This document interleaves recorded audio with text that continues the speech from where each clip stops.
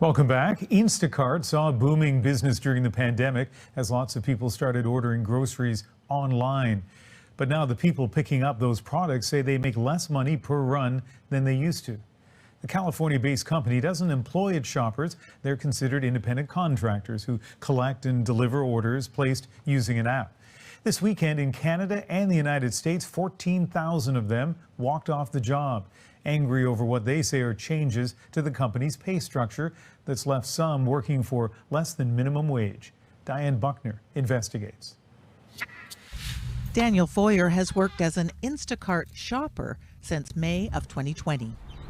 He was making good money, $40 to $50 an hour, including tips. But now he says his income has fallen off a cliff.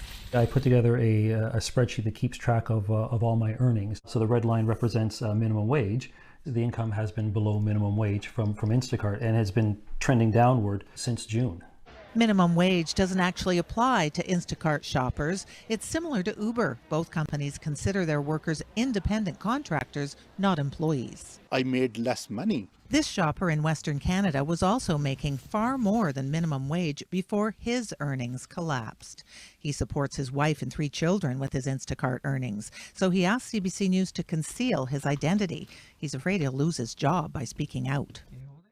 He had been making over $1,000 a week. Now the fees offered are so low, he says many aren't even worth taking. That evens out to maybe $5-6 an hour, considering that you still have to pay for the expenses for your vehicle. In a statement to CBC News, Instacart says shopper earnings in Canada increased at the onset of the COVID-19 pandemic and have stayed higher than pre-pandemic levels.